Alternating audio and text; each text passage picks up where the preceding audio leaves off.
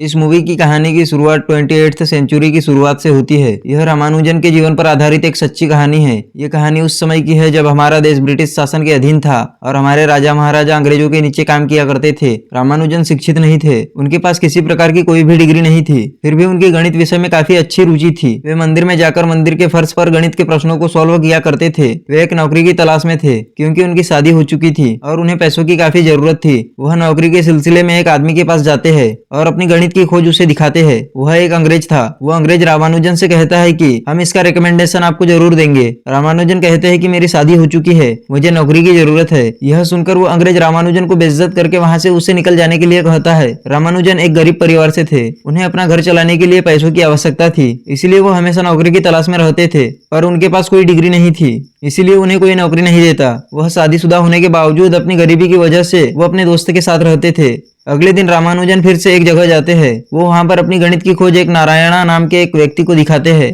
जो देखकर नारायणा काफी खुश तथा हैरान थे। जिसके बाद वो रामानुजन को सर फ्रांसिस के पास लेकर जाते हैं, जिसके लिए नारायणा काम किया करते थे। वह बोलते हैं कि यह हमारा न्यू क्लर्क है। तभी सर फ्रांसिस रामानुजन की सामाजिक हालत देख कहते हैं, ऐसा लगता है कि यह गलियों में रहता होगा, इसे यहाँ से ले जाओ। तभी रामानुजन कहते हैं कि मैं अंकों के साथ काफी अच्छा हूँ, मैं अभी आपको सिर्फ एक कांच का टुकड़ा लग रहा हूँ, लेकिन बहुत जल्द आपको ऐसा लगेगा कि मैं कांच का टुकड़ा नहीं बल्कि एक हीरा हूँ। रामानुजन ऐसा इसलिए कहते हैं क्योंकि उन्हें अपने कैलकुलेशन, अपनी खोज और अपने आप पर विश्वास होता है। ये सुनकर सर फ्रांसिस रामानुजन को नौकरी पर रख लेते हैं। रामानुजन अपनी माँ और पत्नी के साथ एक घर किराए पर ले लेते हैं ताकि वो सब एक साथ रह सके। जिसके बाद वो साथ में रहने लगते हैं। उस घर में सोने के लिए एक ही बेड था। रामानुजन अपनी पत्नी से कहते हैं, तुम बेड पर सो जाओ, मैं जमीन पर सो जाऊंगा, मुझे इसकी आदत है। अगले दिन रामानुजन अपने काम पर जाते हैं। काम पर जाने के बाद जब रामानुजन कैलकुलेशन कर रहे थे तो वह रगबस का यूज नहीं करते। रगबस उस जमाने में कैलकुलेटर की तरह काम करता था, जिसे देख नारायणा रामानुजन से पूछते हैं कि तुम इसका यूज क्यों नहीं करते हो। तो रामानुजन कहते हैं कि इससे तेज कैलकुलेशन मैं अपने दिमाग में कर लेता हूँ। जिसे सुन नारायणा काफी प्रभावित होते हैं। वो रामानुजन को कहते हैं कि जब सर फ्रांसिस यहाँ आएंगे तो तुम इसे इस्तेमाल करने का दिखावा कर लेना, ताकि उन्हें ऐसा लगे कि तुम इसका यूज कर रहे हो। कुछ समय तक काम करने के बाद रामानुजन के बॉस को पता चल जाता है कि ये बहुत टैलेंटेड है। इसके बाद वो रामानुजन से कहते हैं कि मैं तुम्हारा काम आउट ऑफ इंडिया किसी से इंट्रोड्यूस करवाऊंगा। रामानुजन ये बात अपनी माँ और पत्नी को बताते हैं। वो बताते हैं कि शायद मुझे विदेश जाने का मौका मिल सकता है। जिसे सुनकर उनकी पत्नी तो काफी खुश थी, पर उनकी माँ कहती है कि ये नहीं हो सकता, हम ब्राह्मण हैं और हम समंदर पार नहीं कर सकते। जिसे सुनकर रामानुजन चिंता में पड़ जाते हैं। लेकिन रामानुजन के साथ काम करने वाले नारायणा उन्हें कहते हैं कि तुम्हारा काम तुम्हारे साथ नहीं मरना चाहिए, ये अद्भुत है, तुम्हें इसे सभी के बीच लाना चाहिए। एक फेमस गणितज्ञ थे, उन्हें वो अपनी खोज भेजते हैं और जीएचआरटी को रामानुजन का काम काफी पसंद आता है। वो उनके काम में काफी इंटरेस्टेड थे। जीएचआरटी को रामानुजन का काम इतना ज्यादा पसंद आ जाता है कि वो उन्हें अपने पास इंग्लैंड बुलाते हैं। जब रामानुजन ये बात अपनी पत्नी को बताते हैं तभी उनकी पत्नी कहती है कि ये गलत है, हम समंदर पार नहीं कर सकते और अगर हमने ऐसा किया तो हमारे बच्चों से कोई शादी नहीं करेगा और यहाँ तक कि हमसे कोई बात भी नहीं करेगा। रामानुजन का कहना था कि अगर हमसे कोई बात नहीं करे इससे मुझे कोई फर्क नहीं पड़ता, लेकिन तुम मुझसे बात करना। रामानुजन की पत्नी कहती है, आप मुझसे वादा करो कि वहां जाने के बाद आप मुझे भी जल्द से जल्द बुला लोगे। जिसके लिए रामानुजन हाँ कर देता है। रामानुजन को जाने से पहले अपने बाल और अपनी चोटी को कटवाना था। वो अपनी पत्नी से अपनी चोटी काटने के लिए कहता है। आज के समय में बालों को फैशन के लिए कई प्रकारों से काटा जाता है,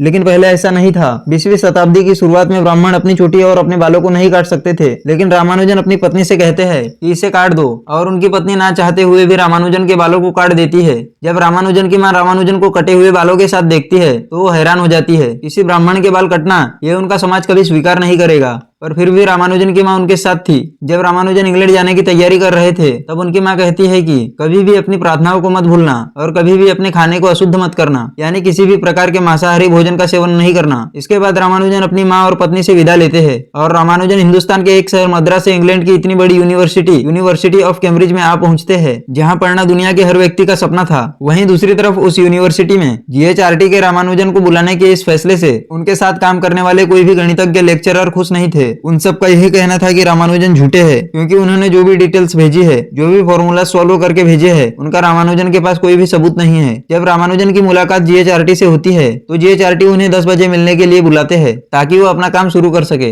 अगले दिन रामानुजन जीएचआरटी के रूम में जाते हैं और आज उन्होंने जूते नहीं पहने थे, बल्कि उन्होंने चप्पल पहनी हुई थी, क्योंकि उन्हें जूते पहनने की आदत नहीं होती। तभी यहाँ पर लिटिल वुड भी आ जाते हैं। लिटिल वुड जीएचआरटी के साथ काम करते थे। जीएचआरटी रामानुजन से कहते हैं कि तुम्हें कुछ लेक्चर अटेंड करने होंगे, क्योंकि जो तुम्हारी मैथमेटिकल थियरीज है उन्हें हमें प्रूफ करना होगा ताकि तुम्हारी खोज दुनिया तक पहुंचाई जा सके। दरअसल उन दोनों को रामानुजन पर पूरा भरोसा नहीं था। रामानुजन कहते हैं कि जो मैंने लेटर में भेजा वो बस मेरे काम का एक छोटा सा भाग है, मेरे पास इससे भी ज्यादा थियरीज है जो मैं आप दोनों के साथ शेयर करना चाहता हूँ। इसके बाद रामानुजन उन्हें एक नोटबुक दिखाते हैं जिसमें रामानुजन ने गणित के बहुत सारे फॉर्मूलास और कई सारी थियरीज लिखी हुई थी। जब जीएचआरटी और लिटिलवुड वो फॉर्मूला थियरीज पढ़ते हैं तो वो दोनों हैरान हो जाते हैं। इसके बाद रामानुजन एक नोटबुक निकालते हैं जिसमें रामानुजन की अब तक की सारी खोज थी। अगले दिन रामानुजन एक क्लास में जाते हैं। उस क्लास के ब्लैक बोर्ड पर एक मैथमेटिकल थियरम लिखी जाती है। वहाँ के जो लेक्चरर थे वो रामानुजन से कहते हैं, क्या तुम ये सब समझते हो? रामानुजन कहते हैं कि हाँ मैं सब समझता हूँ। लेकिन लेक्चरर कहता है कि तुमने कोई नोट्स नहीं ली, अगर फिर भी तुम्हें ये सब समझना आसान लगता है तो तुम इसे साबित करो। रामानुजन कुछ ही क्षणों में उस थियरम को सॉल्व कर देता है। लेक्चरर कहता है कि तुमने आखिर ये कैसे किया, जबकि मैंने इस थियरम का प्रूफ भी नहीं दिया था, आखिर तुम्हें ये सब कैसे पता?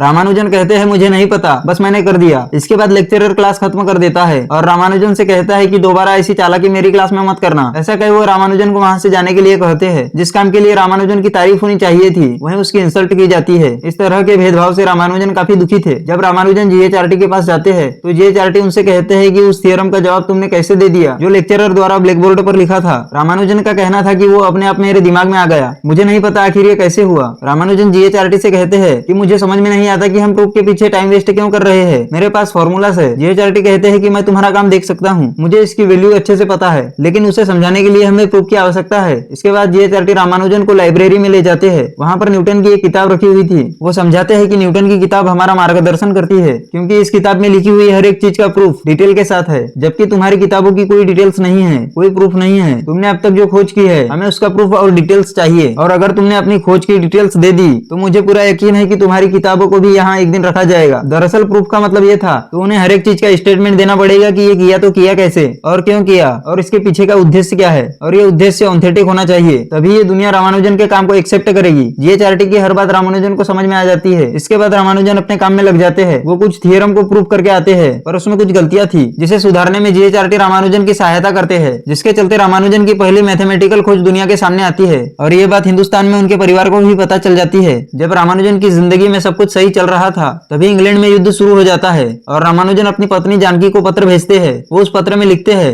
इंग्लैंड में जंग शुरू हो गई है, ऐसे में उसका इंग्लैंड आना सही नहीं होगा। जानकी ने ठान लिया था कि वो इंग्लैंड जाएगी। वो रामानुजन को पत्र लिखती है जो रामानुजन तक पहुंचने से पहले ही रामानुजन की माँ उसे छुपा देती है। रामानुजन की माँ को लगता है कि अगर जानकी इंग्लैंड गई तो रामानुजन कभी वापस नहीं आएगा। इसकी दूसरी तरफ इंग्लैंड की जंग में लिटिलवुड को भी शामिल होना पड़ता है जो जीएचआरटी के साथ काम करते थे। लिटिलवुड को भी रामानुजन की क्षमताओं के बारे में पता था। जंग में जाने से पहले लिटिलवुड एक चिट्ठी जीएचआरटी को लिखते हैं। उस चिट्ठी में लिखा था कि आपके पास रामानुजन है जो किसी चमत्कार से कम नहीं। लिटिलवुड कहते हैं कि हमें रामानुजन की तुलना न्यूटन से करनी चाहिए और अब रामानुजन आपकी जिम्मेदारी है, तुम्हें उसका ध्यान रखना होगा और रामानुजन की प्रतिभा दुनिया के सामने आनी चाहिए, क्योंकि उन्हें पता था कि रामानुजन एक उभरता हुआ सितारा है जो मैथमेटिक्स की सारी हदों को पार कर सकता है। लेकिन युद्ध के हालातों में उनके साथ अच्छा व्यवहार नहीं होता, उन्हें वहाँ की लोकल पुलिस द्वारा मारा जाता है। उन हालातों में भी रामानुजन अपने काम में पूरे फोकस के साथ लगे रहते हैं। कुछ समय के बाद रामानुजन की तबीयत बिगड़ने लगती है और जब डॉक्टर उनका चेकअप करते हैं तो वो उन्हें बताते हैं कि उन्हें ट्यूबरक्लोसिस है, और रामानुजन यह बात जीएचआरटी को नहीं बताते। इसी के साथ जीएचआरटी ने रामानुजन के लिए रॉयल सोसाइटी मेंबर बनने के लिए जो अपील की थी वो भी खारिज हो जाती है। रामानुजन को चारों तरफ से मुसीबतों ने घेर लिया था, उनकी तबीयत खराब थी, उनके लिए की गई अपील को खारिज कर दिया जाता है